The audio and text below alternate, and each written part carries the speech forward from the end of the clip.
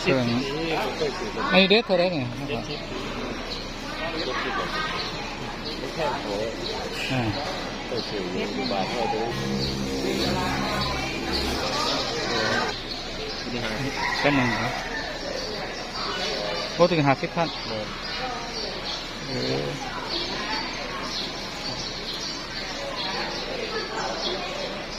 โอ้ซ้ำเมื่อเพื่อนมันอยู่บนตายเพื่อนก็หน่อยอยู่ไรหดแรงวะไหนแต่มันขี่ใส่รถนี่ได้เป็นยังมีใครครับก็ยังไม่กินนู่นเหรอมันใครคาดงานโอ้หาสิบมั้ง50,000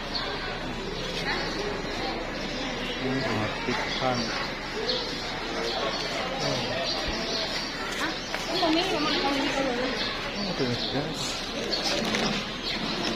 แมงดาพอแล้วก็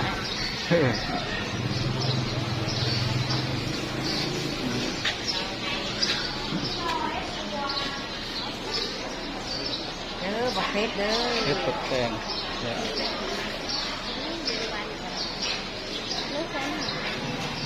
โอ้ไฟโตจะได้เนี่ยไฟโตจะได้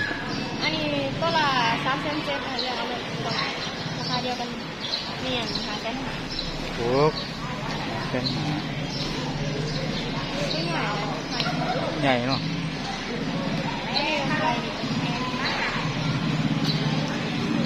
อันนี้200,000ได้บ่เนี่ย3,500,000ได้ยัง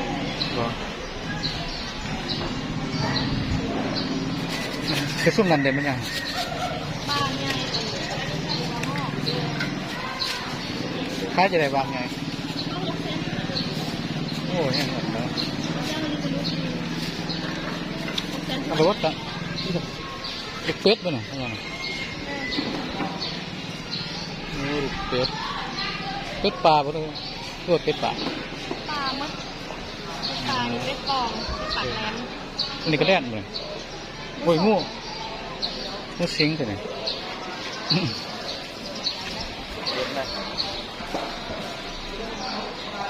โอ้ยมาเลยมา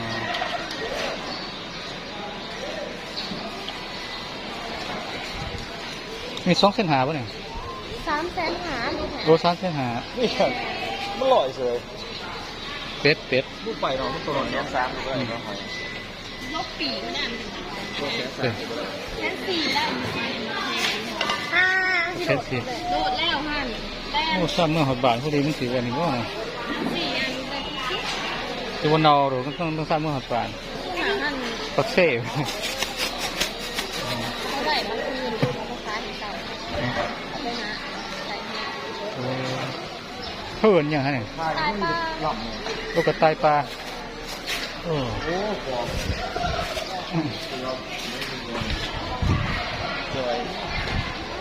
หอยหอมโดดจะได้ไหมแสนหาลูกหายแสน4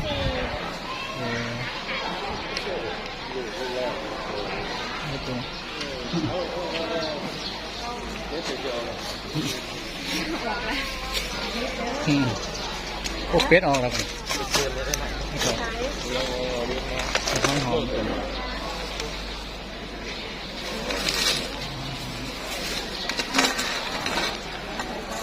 ถือรถหนึ่งเหรอ